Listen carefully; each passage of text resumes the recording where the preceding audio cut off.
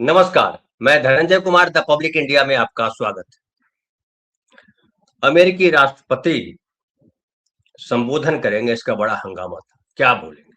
हालांकि मुझे पता था कि क्या बोलेंगे। पिछले 1 साल में क्या बोला और थोथा चना बाजे घना, हमारे यहाँ जो कहावत है वही है। और जो 19 मिनट के अपने भाषण में, अपने संबोधन में ट्रंप ने कहा, उसमें कुछ नया नहीं है। और जब कुछ नया करने को न रहे, कहने को न रहे, तो फिर कोई मतलब नहीं रह जाता है। और जो कहा उसमें आम जो रिएक्शन आया है उसमें ये है कि ट्रंप ने जो कहा उसमें कहीं क्लियरिटी नहीं है। हम लोग लगातार कह रहे हैं कि कंफ्यूज्ड है, अहंकार में डूबे हुए, कोई आकलन नहीं है। ट्रंप करना क्या चाहते हैं, ट्रंप कर क्या रहे हैं, ट्रंप करेंगे क्या, कुछ पता नहीं। और ये भी कह सकते हैं कि ट्रंप जो करना चाहते हैं वो होता नहीं दिखाई पड़ रहा है। ट्रंप जो कहना चाहते हैं वो सच नहीं होता है। ट्रंप जो है गप करते रहते हैं। और ट्रंप के इस खास करके जो 32 दिनों से जो चल रहा है युद्ध, हालांकि ट्रंप ने इसे जो है मिलिट्री कन्फ्लिक्ट कहा, युद्ध नहीं कहा। वो उनके टेक्निकल कारण जो खुद बताया है ट्रंप ने। लेकिन ट्रंप जो चाहते हैं वो नहीं हो रहा। ट्रंप पहले जो है वो नोबेल पुरस्कार चाह रहे थे, कहते हुए आए थे कि हम दुनिया को शांति का रास्ता दिखाएंगे। कहा था कि हम दुनिया में अमेरिका को फिर से फर्स्ट करेंगे, अमेरिका फर्स्ट। लेकिन जो अब तक हुआ है उसमें 1 साल में, वो अमेरिका फर्स्ट नहीं रहा, बल्कि अमेरिका एक्सपोज हो गया कि अमेरिका खोखला है। अमेरिका के साथ आज कोई नहीं है। हालांकि देखिए, उन्होंने अपने भाषण में इजरायल और मिडिल ईस्ट के सहयोगी देश सऊदी अरब, बहरीन, कतर, कुवैत और यूएई को उनके सहयोग के लिए शुक्रिया अदा किया है। और उन्होंने कहा कि हम अपने मकसद में, ईरान के खिलाफ जो युद्ध का मकसद था उसके बेहद करीब है। मकसद क्या था? मकसद था कि इन्होंने कहा था कि हम इसलिए युद्ध करना पड़ रहा है कि यूरेनियम इनरिचमेंट के करीब पहुंच गया है ईरान, और वो परमाणु बम बना सकता है। और वो परमाणु बम अगर ईरान बना लेता है तो दुनिया के लिए बड़ा खतरा है ईरान। हालांकि ईरान अमेरिका के लिए खतरा है ऐसा कभी लगा नहीं, लेकिन उनका कहना है कि पिछले 47 वर्षों में ईरान या उसके समर्थित समूहों ने कई चरमपंथी हमले और अन्य कार्रवाइयां की, चाहे हुती हो, चाहे हिजबुल्ला हो या हमास हो। इन तमाम संगठनों को ईरान ने मदद की है, ये सबको पता है। उनके साथ ईरान खड़ा रहता है। और खास करके इसलिए ये है कि जिस तरह से फिलिस्तीन को कुचलने का काम, फिलिस्तीनियों को मारने का काम, एक तरफा नरसंहार का काम इजरायल लंबे समय से चला रखा है, उसके खिलाफ अगर किसी देश ने आवाज उठाई है तो वो सबसे बड़ा देश है ईरान। और अमेरिका को ये पसंद नहीं आता। अमेरिका को खुद है कि अमेरिका जो है हर जगह मुखिया बना रहेगा, सरपंच बना रहेगा। वो तय करेगा कि दुनिया में क्या होगा, वो तय करेगा कौन आतंकवादी है, वो तय करेगा कौन जो है दुनिया का सिरमौर होगा। लेकिन ईरान ने उसके सिरमौर को, उसकी बादशाहत को पहली बार बड़ी चुनौती दी। और अब ट्रंप जो कह रहे हैं, उसके कहने के बाद, उनके संबोधन के बाद दुनिया के शेयर बाजार एक बार फिर से नीचे की तरफ, क्योंकि स्पष्टता नहीं, युद्ध समाप्त हो गया, युद्ध चल रहा है, आगे युद्ध कहाँ पहुंचेगा कुछ पता नहीं। और इसलिए नहीं है कि आप देखिए कि जब युद्ध शुरू किया था तो कहा था कि हम 2-3 हफ्ते में युद्ध खत्म कर देंगे। जो परमाणु क्षमता है, परमाणु बम बनाने की क्षमता है ईरान की, उसको हम नेस्तनाबूद कर देंगे। फिर कहा कि जो है ईरान पे हम कब्जा कर लेंगे, उसके तेल हमको बहुत पसंद है, उसका खार्ग आयुद्वीप हमको बहुत पसंद है, ईरान पे हमारा कब्जा चाहिए। फिर हॉर्मुज बंद कर दिया ईरान ने, फिर हॉर्मुज खुलवाने के लिए तमाम तैयारियां हुई, हॉर्मुज खुलवा लेंगे, हॉर्मुज खुलवाएंगे, नहीं खोलेगा तो हम बम मारेंगे। फिर जो है पता चला कि शांति वार्ता कर रहे हैं, तरह तरह के बयान आते रहे, लेकिन ईरान जो है अपनी जगह खड़ा रहा कि हमको जवाब देना है। और अब तक 32-33 दिन युद्ध को हो गए, ईरान ने करारा जवाब दिया है। जो मिडिल ईस्ट के जो सारे ठिकाने थे, अमेरिकी ठिकाने, हर जगह हमला किया और मिडिल ईस्ट के देशों का भी भारी नुकसान हुआ है। चाहे मिसाइल से हमले में नुकसान हुआ हो, चाहे पूरा बिजनेस ठप होने की वजह से हॉर्मुज बंद हो गया, तो जाहिर है मिडिल ईस्ट के तेल जो है, जो गैस है, वो हॉर्मुज क्रॉस करके आना बंद हो गया। और जब युद्ध की स्थिति है, चूंकि कतर में भी, सऊदी अरब में भी, संयुक्त अरब अमीरात में भी, कुवैत में भी उसके तेल गैस के ठिकानों पे हमला हुआ है ईरान ने मिसाइल अटैक के जवाब में। तो ये खतरा भी बना रहा। नतीजा हुआ कि जो उसका जो पूरा का पूरा बिजनेस था मिडिल ईस्ट का, वो संकट में फंस गया। ट्रंप ने हॉर्मुज खुलवाने के तमाम प्रयास किए, नाटो के देशों को आमंत्रण दिया कि आइए, लेकिन नाटो के कोई देश आगे नहीं आया। न इंग्लैंड आगे आया, न ऑस्ट्रेलिया आगे आया, न कोई और देश, फ्रांस भी आगे नहीं आया, ऑस्ट्रेलिया भी नहीं आगे आया। और सबने ट्रंप की आलोचना की और सबने कहा कि ये हमारा युद्ध नहीं है, हमसे बात नहीं की। ट्रंप ने धमकाया भी, लेकिन उस धमकी का भी कोई असर नहीं पड़ा। उसके बाद ट्रंप ने शांति प्रस्ताव रखा पाकिस्तान के थ्रू, अपनी शर्तें थोपी और ईरान ने साफ मना कर दिया कि यह शांति प्रस्ताव एक तरफा है, शांति अगर होगी तो हमारी शर्तों पर होगी। और ईरान की शर्त ये रही कि हमें जो नुकसान हुआ उसका मुआवजा दे अमेरिका, और इस बात की गारंटी दे कि आगे कभी भी ईरान पे हमला नहीं करेगा।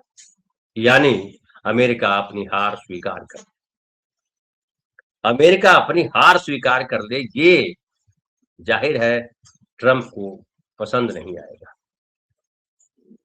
लेकिन अमेरिका के सामने जो है कोई दूसरा विकल्प नहीं, अमेरिका के सामने जीत दिख नहीं रही।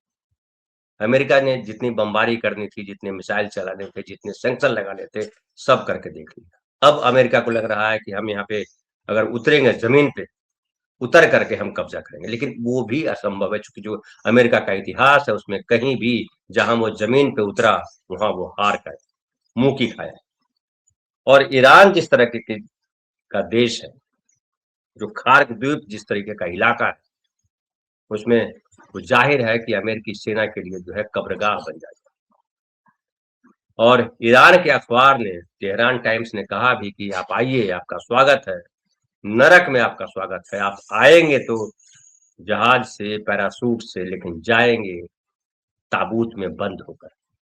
और ये अमेरिका को भी एहसास है, अमेरिका के और जो लोग हैं प्रशासन में, उन्होंने ट्रंप को समझाया भी कि युद्ध को उस मोड़ पर ले जाना खतरनाक। तो ऐसे में अब अमेरिका के सामने बस एक रास्ता बच गया कि अमेरिका वापस लौट जाए, युद्ध समाप्त कर दे, हार मान ले। लेकिन ट्रंप की यही मुश्किल है, वो हार मान नहीं सकते। जो अगर हार मानेंगे तो फिर अमेरिका के इतिहास में सबसे कमजोर और सबसे घटिया प्रधानमंत्री के तौर, सबसे घटिया राष्ट्रपति के तौर पे वो याद किए जाएंगे। अमेरिका की मिट्टी पलीद होगी वो अलग है, हालांकि अमेरिका की मिट्टी पलीद हो चुकी है। हॉर्मुज का नहीं खुलना और ट्रंप का ये कहना कि हॉर्मुज अब खुले या नहीं खुले हमको कोई लेना देना नहीं है, क्योंकि हमारे पास तो तेल है, जिसको हॉर्मुज से गुजरना है गुजरे, ये बताता है कि अमेरिका इतना विवश हो गया है ईरान के सामने कि वो अपनी बादशाहत नहीं बचा सकता।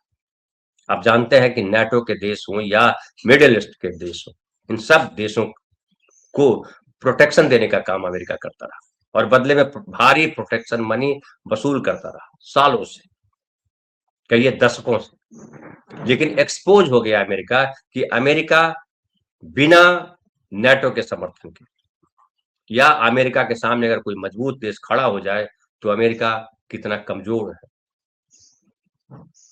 और अब जो सबसे बड़ा संकट है अमेरिका के सामने की, जो प्रोटेक्शन मनी मिल रहा था, जो मिडिल ईस्ट में उसके ठिकाने थे, सैन्य ठिकाने थे, जो ढेर सारे देशों को अपने तरीके से हाँक रहा था, वो सारा एक्सपोज हो गया।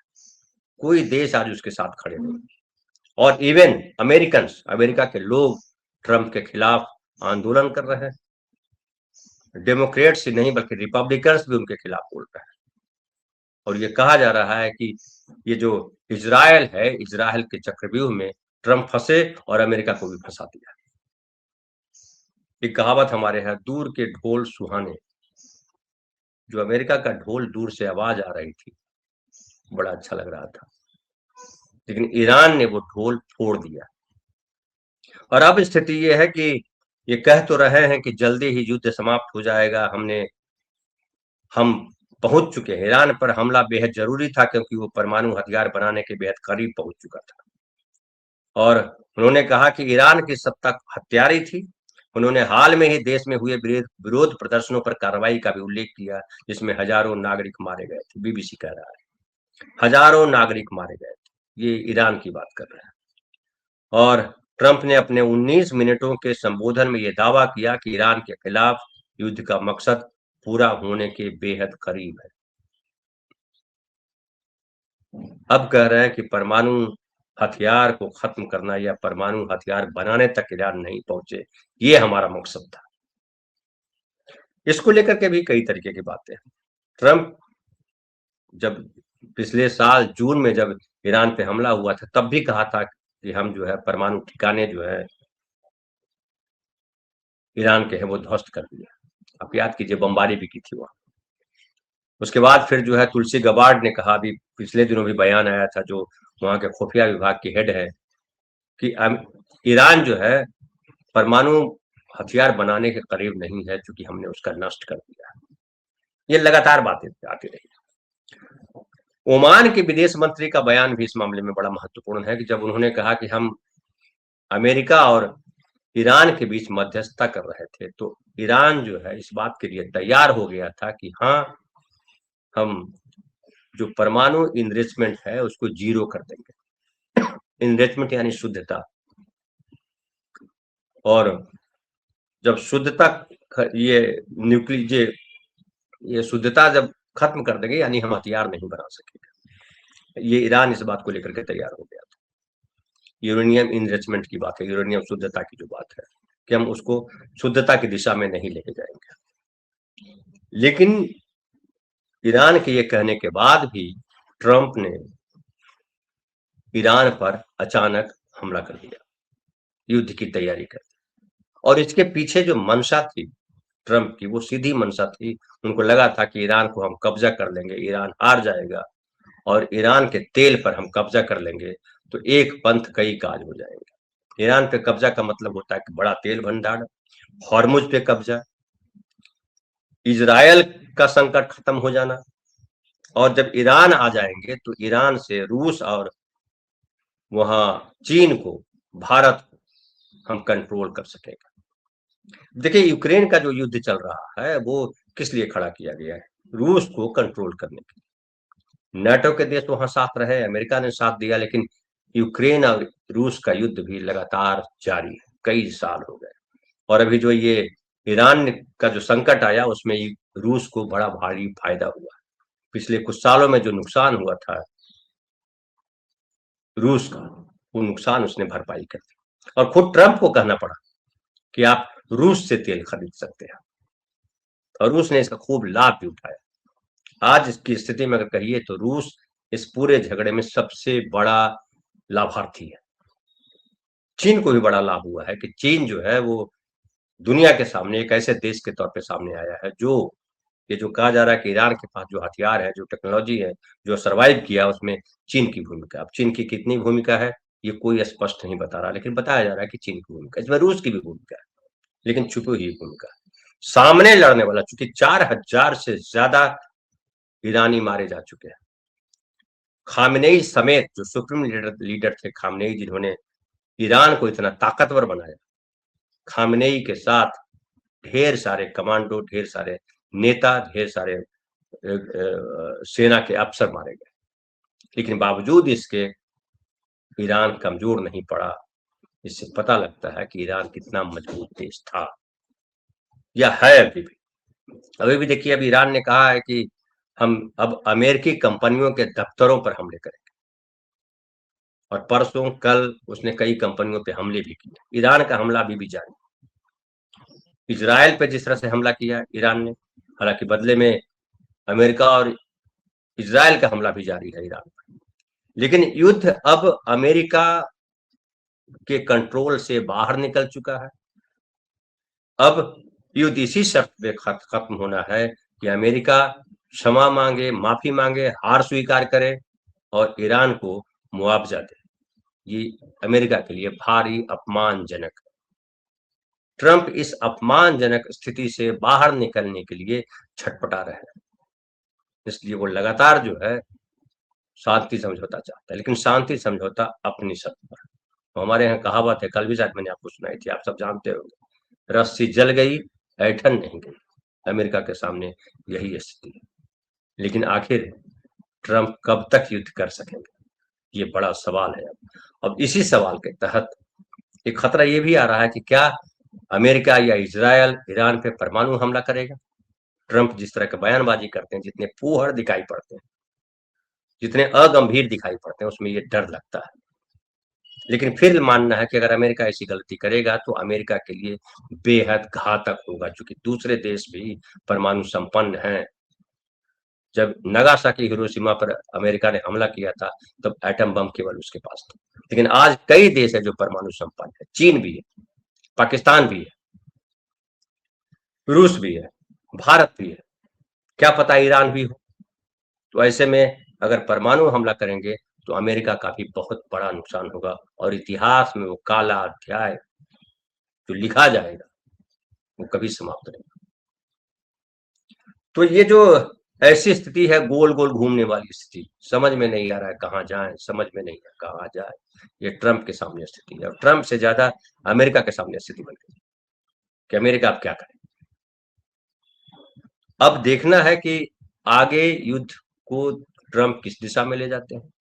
ट्रंप लड़ते रहते हैं, ट्रंप चुप्पी साध लेते हैं, क्योंकि हॉर्मुज वाले प्रकरण पे साफ साफ दिख रहा है कि अमेरिका ने अपनी हार मान ली, कि हमको अब हॉर्मुज वाले मामले में पड़ना नहीं। और पेंटागन ने जो पैसे खर्च किए हैं अमेरिकी संसद से, उनको पैसा चाहिए, अब तक मिला नहीं है। और अमेरिकी डेमोक्रेट्स जो खास करके जो सांसद जो सीनेटर है वो एकदम खिलाफ है। कई सीनेटर ने कहा है कि अब हॉर्मुज खुलवाने के लिए पैसा मांग रहे हैं। हॉर्मुज तो पहले से खुला हुआ था, क्या आपने पैसे खर्च करके हॉर्मुज को बंद करवाया। तो ये सारी स्थितियां हैं और बड़ी विकट स्थिति में ट्रंप ने अमेरिका को फंसा दिया। फिलहाल इतना ही, बहुत बहुत धन्यवाद।